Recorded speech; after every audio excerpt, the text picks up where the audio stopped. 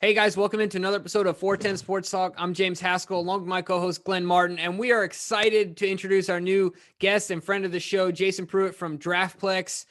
Jason, we appreciate you coming on, taking the time, and I tell you what, we felt like it was a serious coup when we got you on the show, based on your accuracy when it comes to the draft. So thanks for coming on.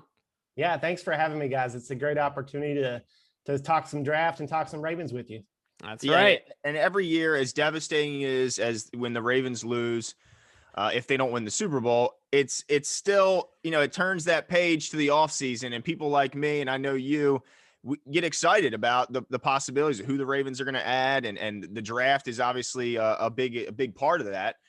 So yeah, we're excited to have you on, and I want to get right into it. I want to know about the process. Could you kind of talk to us about how you start out each year? Like, how do you start identifying guys and grading guys, and then how do you then attach them to the specific teams? Yeah, so the way I usually get started is it's not a year-round thing for me, because I do this on the side. I have a real world job, so I don't get to watch football for a living, unfortunately. I usually get started depending on where I've been through the years. It usually starts in the fall. I don't really sit and watch college football games. That's the odd thing about it. I kind of wait until really the college regular season finishes up. I get the lists of guys from, whether it's a Senior Bowl watch list, or there's a lot of great sites that are out there, obviously, that do this year round. And so I get a hold of the names and kind of just aggregate all of that information. Then I start organizing it into, by position, kind of tier them just offhand. And then you start digging into the tape, and you start making determinations on where these guys might be drafted. My process is a little bit different, because I don't have any aspirations to be a scout. I don't grade prospects in terms of a point system or anything like that. To me, it's looking at tape, looking at where they might be drafted, and then going from there. And that's a several month-long process of watching tape. I think I watched my first prospects for this year back in December. And so I'm still in that process right now. I've got my second big board that I released Monday has 414 names on it. Well, wow. I say that 413. I lost one on the March 1st deadline for returning to school. So I had one player that I had watched way far down that decided to return to school. So 413 names. I probably got 100 and change to go. So it's a process, but once we get to this part of the year, a couple months ahead of the draft, and you start getting in your mock drafts, your top 100s, you actually start producing content. So that's going to be the fun part. Man, like Glenn said, that's a lot of tape. I commend you for having the discipline to sit down and do all that. I think it's awesome. And we're really excited to dig into the Ravens specifically. But one of the things we wanted to ask, keeping it a little more general here, is what kind of impact will not having a combine have on the evaluation process in your estimation? You can look at it a couple of ways. On one hand, as a fan of the game and a draft kind of enthusiast, you want to see those guys come to Indianapolis, come and work out on the field, see those times and things like that. But in the end, it's for the teams, it's one piece to the puzzle, right? So there's all of the scouting that happens during the fall. There's continued, meetings and interviews and things like that. They meet with guys at the Senior Bowl, the other All-Star games, which we didn't also have this year. So there's more pieces of the puzzle that are actually missing. And then the combine itself, while the glamorous part of it is seeing guys run the 40 or 3-cone times and things like that, for the teams, the big part is the medicals and the interviews. And, they just released the combine list earlier this afternoon. And they also released a memo that talked about the changes that are happening. So there's no on-field workouts. That's all going to go to the pro day. And what this is really going to do is just force teams to do their homework on a compressed timeline. And so it's going to have a lot more stress on them to meet with these players, get all of the data points that they want to get, and then start making those decisions on who's going to be on their board. And I think what's probably going to end up happening is, so most teams probably have 100, 120 players on their actual board. I mean, we on this side do 400, 500 players that we stack, and and rank and all of that. But teams don't actually look at every single one of those players. They hone in on who they want to pick. And what I think that's going to actually happen is with the limited touch points with each of these players, with the limited timeline for being able to do it. Because, right now we're in combine time. And, you get a lot of information, kind of a big data dump right there in Indianapolis during this week, and you're not going to get that. So now you have to do all the legwork to do that in other ways. And I think we're probably going to see a lot of teams that are going to have even further reduced big boards, which they're drafting from. So you could say, usually 100, 120 players, maybe it's 70 or 80. Some teams are already, doing it that lean, but I would bet there's a lot more that are going to be doing that this year. Well, certainly leaning on their area scouts more so this year than maybe ever. Do you also predict draft day trades? And if so, what goes into that decision? So when I started doing mock drafts kind of on the regular back in 2014, I probably did 5 or 6 different ones leading up to the draft. In the time that, my process has evolved, life changes happen. I don't necessarily have the time to dig into that, on a set timeline that allows me to do a mock draft in February or anything like that. I settle into doing a 1.0 kind of right after free agency hits. So this year I haven't released a mock draft yet. I'm going to be doing that at the end of the month. Then I do a 7-round kind of early April. And then that final mock draft, I actually do trades. And for me, what goes into it is it's more fun to do. And it's also more fun for people to read. But that's also the reality of what happens in the draft. The draft order you see now is not what it's going to look like on draft night. You're going to have teams that are moving up, teams that want to move down. And for me, the decisions when I make it, there's a couple ways you can look at doing a mock draft. You can kind of put it together like a puzzle. Like, I want this player to go here, and then you kind of build around that. But I go it sequentially. So I start with this year, Jacksonville. I'm going to spend obviously, a full day on Jacksonville to figure out who they're going to take. Right. Yeah. No, right. Yeah. I'm just kidding. No shock there. There won't be any shock there. Yeah. Yeah. So that's a pretty easy one. I don't even have to spend the time I spend typing in Trevor Lawrence is all that I need to do with Jacksonville. But once I get through that, I go through each pick. And if I get to a point, the way I usually look at it is that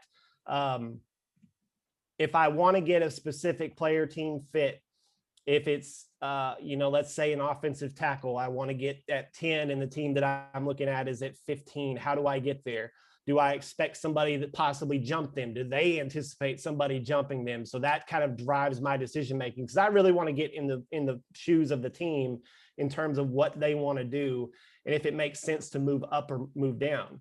And then the second scenario I look at is toward like the end of the first round, because obviously the first round mock is what we're really focusing on here is, okay, by the time you get to the end of the first round, there obviously are some teams that might look at jumping back in because you get the 5th-year option. Mm-hmm. I also look at it in terms of, okay, what player could I possibly see going in that range that doesn't fit? So making that work is not just, oh, well, Tampa Bay is here at 32. I want them to draft a quarterback, or there's a quarterback sitting there. No, that's not really going to make a whole lot of sense, but who could possibly move up there? Say if Mac Jones, who's apparently now going in the top 10, was at 32, who could possibly move up from maybe that 33 to 40 range to get that quarterback or get whoever that player might be. So that's why I kind of build the trades in there, because if you went straight order, for me in the scoring side of it, you might leave points on the table by just going with whoever's there and picking for whatever their need is, as opposed to trying to find a player that might score you, that point for getting that player in the first round. It doesn't always work, but that's how I look at it in terms of doing the trades. Nice. So one of the things we wanted to ask you is referencing, you talked about one of them, but the quarterbacks. Of course, since here in Baltimore, we have a quarterback in Lamar Jackson that is extremely talented, and we feel very secure in our quarterback position. We always root and get really excited when a quarterback's taken off the board, right? Because then more of the talented position players other than quarterback are left on the table for us to take. So how many first round quarterbacks do you see there being in this draft? You don't have to have like names or anything of that order, but like in general, what's the number you think will be this year that go in the first round? Just judging based on the buzz, I would also have to agree that it's going to be those five. So it's going to be Lawrence, it's going to be Zach Wilson, Justin Fields, Trey Lance, and Mac Jones. I just started digging into team needs right now, just kind of preliminary. All of that's going to change in a couple of weeks once free agency opens. Right. I've never seen so many teams that are uncertain at the quarterback position in any offseason before. And I've been doing this, like I said, since 2014. So, this is probably my 8th draft. Never had a situation where it's like, whoa, they could take a quarterback. They could take a quarterback. They could take a quarterback. So I think once we get through free agency, perhaps there's a trade or two that takes place. Perhaps, somebody gets locked into a new deal. That some of that will sort itself out and clear up. But I still think, I can't say for sure that it's what I would do in terms of first round quarterbacks. I have 3 first round grades, and then Trey Lance and Mac Jones I have at 1, 2, just because Trey Lance is kind of an unknown, limited experience. Obviously all the tools are there, but I liken it to a lesser degree, a Jordan Love from last year, who at points was getting top 10 buzz, and he ended up going at the end of the first round. Now, I think it's a similar situation. I'm not ready to put Trey Lance in at the top 5, but I can certainly see, in a quarterback hungry league, and it's really just an interesting, phase in what the league is doing with all of these, former number 1 picks. You have Carson Wentz moving to Indianapolis. You got Jared Goff going to Detroit. Deshaun Watson possibly being traded. Russell Wilson apparently throw his name in there to get traded. I don't know, but it's really, I think it's going to continue like this just because the money's going to go up. The cap is going to go up. Teams are just going to eat the cap that they have on these quarterbacks if it's not going to work out, because the idea is being that, okay, before it was like, well, he's good enough for us to get there. Now I think everybody's going to be trying to hit for that big boom. So, if it takes drafting a quarterback in the first round that, you have to throw into the fire, go, all for it. I don't know that all of these guys are ready for that. There's still some development to take place, but we'll see how that goes. It's like anything. It's a crapshoot really with the quarterbacks. Yeah.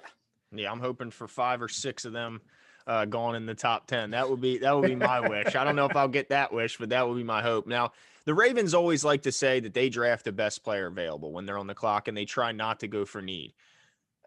How much do you buy into that being their true philosophy, or do you think that's just the Ravens trying to kind of say the right thing and it's a bit of a smokescreen? Yeah, I think generally, I buy into to the extent that it lines up with positional value and need. So, the way teams build their boards, everybody's going to look at whether you need a quarterback or not. Maybe you evaluate. Maybe the Chiefs are sitting there after paying Pat Mahomes $500 million and saying Trevor Lawrence is the number 1 player on the board. In a way, it's a little bit of window dressing, because you're sitting there at 31. You have a quarterback who's widely considered the best in the game, and you're probably not going to draft that quarterback. If you were sitting at 1, yeah. So there's a little bit going on there. So, but in the end, you don't really have to worry about that. Where a team like the Ravens is concerned, I would probably take it at face value, just offhand. But I don't think any team buys into the just purest sense of best player available at all. I just don't believe that that's the case. I mean, in 2018, the Ravens took Hayden Hurst at 25. And Lamar Jackson was there at 32.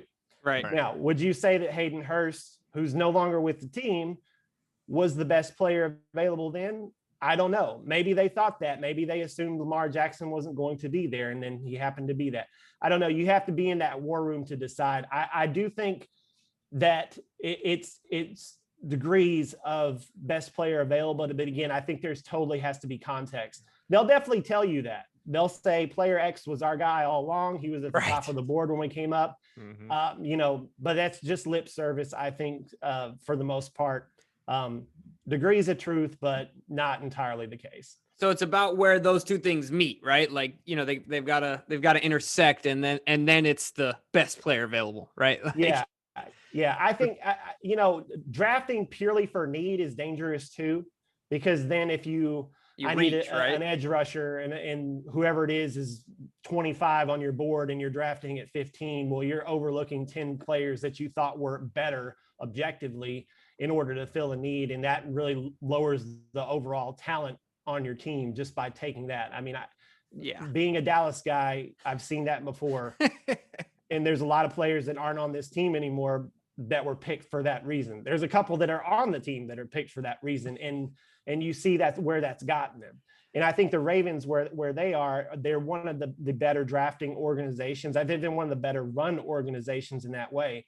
And you go back and you look at some of their draft history, you know, some of the positions they've taken early. Last year, for example, taking Patrick Queen, a linebacker, taking J.K. Dobbins, a running back. I mean, those you would consider lower value positions, but you can make the argument that where they picked, those were the best players available. So, I mean, it just depends because it's going to be different for every team. I mean, everybody wants to be the guy that says, oh, well, so-and-so won't be there, or, oh, he's not going to get picked there. You don't know that. I mean, draft night always has surprises all the way through all 7 rounds. There's surprises. So, you know, take it at face value, take it with a grain of salt. I mean, it kind of depends on how you want to look at it. Yeah, absolutely. And one of, you know, we've been kind of started this conversation about needs. We've been talking about it for a second here. One of the things we wanted to ask you is, and in no particular order, but if you had to think of the Ravens' top 3 needs, and, you know, subject to change, we won't take your answer as concrete based on free agency, but as the roster is constructed right now, right? Pending free agency, what would you consider their top 3 their top 3 needs this offseason, more specifically for the draft? Yeah, I like I said, I'm digging through my team needs now, and I kind of took a preliminary look at the Ravens earlier this week. And so what I came up and looked at, I think the top need is probably going to be the edge rusher. Mm-hmm. You've got a lot of guys that aren't under contract anymore, and a lot of guys that sound like they're on their way out anyway. And I also think that where the value lines up in with the Ravens picking at 27, you know, for now, that's pretty much a sweet spot for some of the edge rushers in this class. I don't think we have that, you know, Chase Young, Bosa brother type edge rusher who's going to be going in the top 5, top 10. You may see 1 or 2, I think, in the top 20. But once you get towards the end of the first round, there's a lot of guys that could be under consideration there. I think another need is probably going to be the offensive line, depending on what happens with Orlando Brown.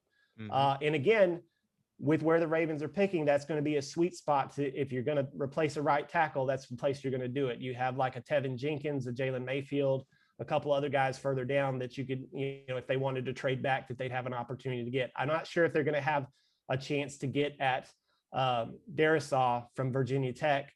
I think he's that middle one because I don't think they really have a chance at Penei Sewell or Rashawn Slater, but there's a lot of names there. It's a good tackle class. I mean, I think depending on where you're going to play it, you know, a guy or two, a Vera Tucker, a Slater, those guys, I have about 12 tackles that I think you could see going in the top 100, maybe even 13. So, I mean, there's a lot of value there at tackle. And then the third one I would say probably to look at is probably at tight end, depending on if the Ravens are going to extend Mark Andrews. Now, I don't know that the tight end value is going to be there unless, you know, I don't think they're going to get Kyle Pitts, unfortunately. Yeah. I don't necessarily classify him as a pure tight end. At 27 in the first round, you could look at a Pat Freiermuth of Penn State. But I think a little bit further down might be where the value is there with a guy like Tommy Tremble from Notre Dame, who's an ascending player and definitely has some of that nasty that you would probably like from a tight end. May not replace, you know, as far as Mark Andrews being more of a receiver type. He's got good hands. He can make some plays with the ball, but he's really a really good all-around prospect. And again, there's a couple other guys in between there. A Brevin Jordan from Miami, who's actually my tight end number 2, who kind of would fill that more of that athletic tight end role, as well as Hunter Long from Boston College. So those are probably, I think, the top 3. There's a couple of other ways they could go depending on how the board falls. I think cornerback is a wild card. I know that there are a lot of names that the Ravens have. I've got Marlon Humphrey, Marcus Peters, Tavon Young, Anthony Averett, Iman Marshall. But this is a deep class, and if you got a chance to get one of those top guys. I mean, you can never have too many cornerbacks, and depending on what you want to do with those guys' contracts moving forward, I mean, you definitely have to look at something like that. Yeah, it sounds like my wish list, Jimbo. Because It does. I agree with you. Edge has had me concerned. All Freaking out. when with 4 guys, as you mentioned, testing the market, and the top 2 guys not expected to return, and it is a possibility for the other 2, but certainly not with Ngakoue or Matthew Judon. But I also wanted to ask about some small school guys. Every year there's a handful of small school guys. The Ravens have had some success getting guys like Matt Judon and Brandon Williams out of some small schools. And I think Jeremy Chin was a big hit last year. So who are some good players coming out of small schools this year? I think the one that I'm most interested at this point is Deontay Smith, who's the offensive tackle out of East Carolina, Senior Bowl guy, really impressive. He's got, he looks the part, right? But when he got on that field playing against, some of the top seniors in the nation, like he held his own more than that, really. I slotted him in my top 100 in my last run here on Monday. So that was just released. I moved him up in the top 100. I'll have to pull up my notes here just to kind of look at who else that I have that's that high. I think probably on the running back side, there's a few guys there. You got like a Jarrett Patterson from Buffalo. And then obviously the receivers, there were a couple of names in the combine list that I'm gonna have to take a look at that I didn't have initially. So I won't be able to tell you anybody from at this standpoint. But one of the receivers I think that stood out also at the Senior Bowl that you could kind of consider small school guys, Dwayne Eskridge from Western Michigan. He's a burner. So, I know the Ravens have a couple of guys, the smaller shifty guys that can get down the field. I think if they look at a receiver, they'd probably look at a bigger guy just to get a bigger target out there based on, Miles Boykin hasn't actually panned out that well thus far. They had Des Bryant last year, which, I don't know how much more he can give you at this stage of his career. So they may be looking at that. And then just kind of going back to the offensive tackle, Spencer Brown from Northern Iowa. He's a power forward. I think he's 6'8", 6'9", opt out from last year, but really athletic. So you could see what you have there. Right now I have him as a 3-4. So that's pretty high for a smaller school guy. Quinn Miners, who just burst onto the scene at the Senior Bowl as a center. But he could probably play all 3 of those interior positions on the offensive line. Wisconsin Whitewater, I think he's in everybody's top 100 now. There's a chance he could probably go in the second round. Going through onto the defensive side, Robert Rochelle's an interesting cornerback. A lot of the measurables he's going to hit, height, weight, speed type guy. But more of a, 3rd, 4th, 5th round type prospect, a lot of development there. That's the one thing you have to worry about with these small school guys is the level of competition. And then of course there's the smallest of the small school players, and that's going to be Trey Lance from North Dakota State. So, which is quarterback you nowadays, isn't it? It is. So we'll see how that goes. There's a few of those guys floating around in the league now. So, they're cranking him out, but he's definitely unique. I think when it comes to the quarterbacks they've put out. I mean, I don't know that I would compare him to Carson Wentz, but they are kind of similar in a way. Bigger, stronger guys can move around. But he tucks the ball and runs a lot, so you have to worry about that. He hasn't put the body of work together, winning games with his arm as of yet. So again, another big gamble there. If he booms, then, great. If he doesn't, there's stuff that you can look at that you could tell why. Yeah. And I guess one of the concerns for me would be come from a small school run around is that's a jump run around the NFL where like, if you're in the SEC, it's still a jump, but you're playing against guys you're going to see in the league. But one of the things I was going to ask you is you touched on the tight end group. Of course, the Ravens, Glenn and I are pretty sure in one form, shape or fashion, they're going to go out there and find some weapons to help Lamar Jackson.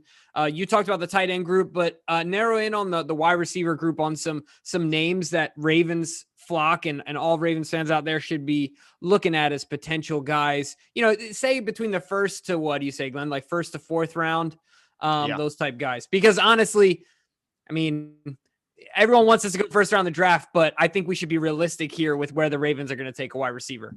Yeah, and I think you can kick around the idea at 27 just because the depth of the class and the guys that I kind of have in that range would be Rashad Bateman, who's making a little bit of news this week for a 40 that he ran that was apparently in the 4.3s. So bigger receiver. I think he's right there on that range. We'll see if this buzz holds through into the end of April or not. Amon-Ra St. Brown is a guy I really like. I actually have him right now as my 5th receiver. He's more of the I wouldn't say undersized, but more average size. But man, he plays every level of the field. He blocks, can get open. So I mean, that's another player there early. I think once you dip down a little bit further, I have guys like Diami Brown from North Carolina, who's kind of that deep threat, bigger guy. There's a lot of development has to take place there, but certainly a lot of tools to work with. And then once you get into that 3rd, 4th round range, I have 9, 10 players that I think that would be interesting. And you look at like I mentioned earlier, in terms of size wise, maybe the Ravens look at a bigger guy. You have players like Nico Collins out of Michigan. You've got Sage Surratt out of Wake Forest. Tamorian Terry's an interesting player. I don't know if he's going to go in the 3rd, but you can see the ceiling when you watch the tape. And then a couple of guys that stood out the Senior Bowl, Shai Smith out of South Carolina, Frank Darby out of Arizona State. So pick your flavor of player you like. We have plenty of, guys that put a lot of great stuff on tape and have a lot of potential. So definitely a lot of names there, 20, 25 receivers I would expect to go in the first 4 rounds or so. It's another really deep class. And I think, there's a case to be made that moving forward, you may look at the running back position the same way, where you'd have to think long and hard about paying wide receivers if you want to stay under the cap, because every year it's just going to be more and better guys that are coming out. And this year just continues on from last year, where it's a really deep class, a really fun class that if you got a chance to take a wide receiver, you might be able to sneak one through. A lot of value there on day 3. Well, Eric DeCosta is going to like hearing that, right, Glenn? Yeah, no doubt. And I guess it's more about how you use that size than if you have it, because I agree with you. Miles Boykin has all the size that you'd want, but he just doesn't play to his size. So I wanted to ask you about a guy who was brought up by one of our commenters last night, and he kind of piqued my interest, was Tylan Wallace out of Okie State. Apparently he's 2nd to Kyle Pitts in contested catches made over the last 2 seasons.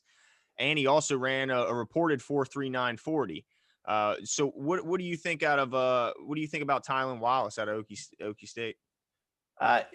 He's a good player. I hadn't looked at him that closely. He's been one of those guys where I've kind of had him flagged the whole time. It's like, he keeps moving up. When I first watched the tape, he was coming off the injuries.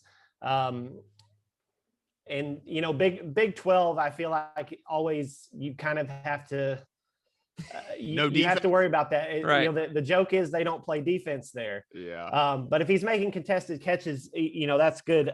But obviously the big focus for a lot of scouts, analysts like myself is separation, right? Mm-hmm. Contested catches is a great stat to look at, but there are guys that make a lot of contested catches in college, and it gets the windows get even tighter in the NFL. Mm-hmm. But he is definitely a good player. I have him in my top 15 right now. I would say he's probably a 3rd round type prospect. Of course, that all it takes is one team to fall in love, and he could go as high as the 2nd round.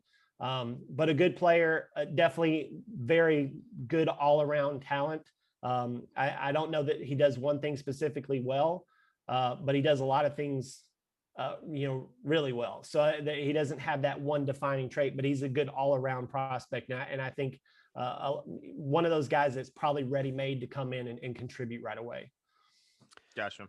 Nice. Well, one of the other things we wanted to ask you about is some of the mock drafts have the Ravens targeting a safety. Now, the safeties that we have both had good seasons, but they're not pegged for being like huge ball hawks or center field type guys. And so they have, these mock drafts have the Ravens starting at safety with the TCU safety, Tevin. I can't even say his last name. Morig. Morig. There you go. So the Ravens, like I said, they have Clark and Elliott. But what are your thoughts on Morig and the rest of the safeties in the class? I have Morig as the top safety. I actually like this safety class. I mean, safety is one of those, it's almost a dying position in a way. I mean, you look at how, players as they move from high school to college, and all the best athletes are going to wide receiver. If you can't play wide receiver, you're going to cornerback. If you can't play cornerback, you're going to safety. So I think the overall talent is kind of diminishing in a way, but I think this is a good safety class. I think at the top is Morig. And right below him is going to be Richie Grant, who I think got on everybody's radar at the Senior Bowl. Looking at him beforehand, probably maybe been considered a top 100 guy. I have him in the top 40, I think now. Once you get into that second, third round range, I think there's more good safeties. And again, flavors. One guy I really like out of Indiana is Jamar Johnson, who I watched the tape on him. The Ohio State game was definitely a coming out party for him, but a good player, a lot to work with there. And then you have guys like Javon Holland and Ardarius Washington, more of the back end type players. A lot of big safeties too. Jamie Sherwood out of Auburn, Hamza Nasirildeen out of Florida State, Talanoa Hufanga out of USC, who might project more of as kind of a nickel linebacker type. And Divine Diablo, another big safety. I mean, some of these guys look like linebackers when you watch them on tape. So again, depending on what you're looking for, this is a good safety class, and I think it's going to stretch pretty far into day 3. Awesome. Yeah, and another position that has had Ravens fans really frustrated has been the center position. Watching balls get snapped over Lamar's head, and even the ones he's able to corral. It takes an effort to do so. And then he's trying to get his head back around to look downfield. What's the center position looking like? Because we're tired of seeing the Ravens throwing undrafted guys out there or very late round draft picks. Is there a decent center class this year? I think it's decent at the top. And I think if Ozzie Newsome was still running everything, Landon Dickerson is going to be your pick. The Alabama guy.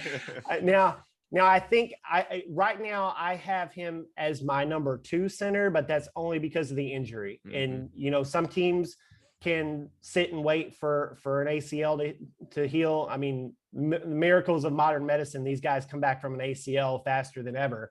But, sometimes you can't wait for that. You need to plug a guy in there. So right now I have Creed Humphrey out of Oklahoma as the top center. But Landon Dickerson obviously is neck and neck, and I've still seen him in first round mocks. I can't say that I can buy into that right now. We'll learn more, I think, as we get closer with the medical. It seems like he's healing okay. He was out there. He made it onto the field for the last snap in the national championship game. He made it. He was moving around there at the Senior Bowl a little bit. That's different than full contact, but.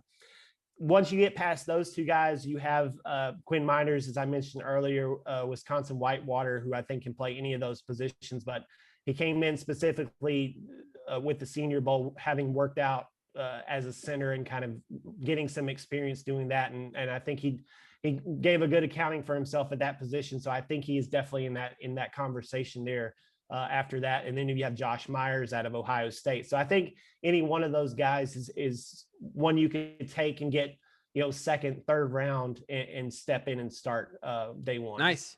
Yeah, that's encouraging to hear. Now, I do have a couple specific names only because they were brought up to us by some fans, and I'm hopeful that you have taken a look at them. One of them is Cam Sample, who really exploded in the Senior Bowl. I think he had a few sacks there.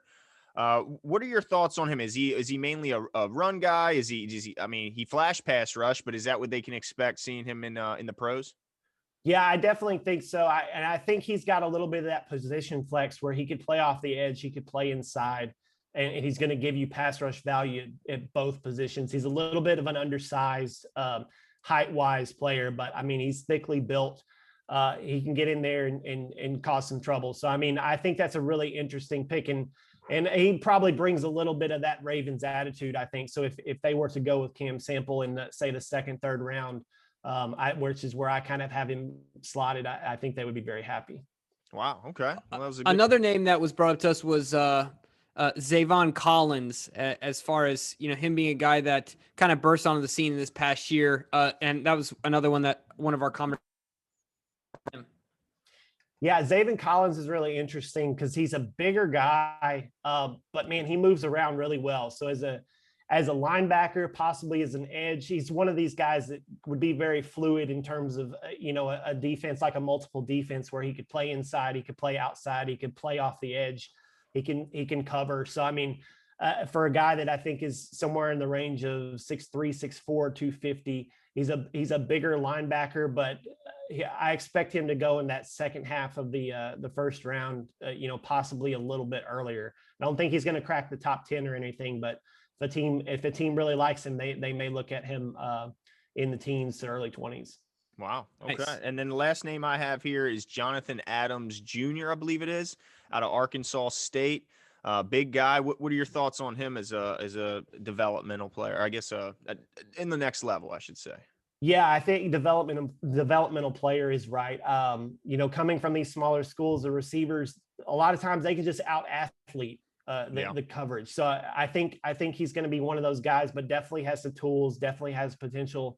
Right now, I would say he's probably in that 4th, 5th, 6th round range. We'll see. I mean, you liken him to somebody like an Antonio Gandy Golden from last year, who kind of had that athletic, bigger wide receiver coming from a smaller school.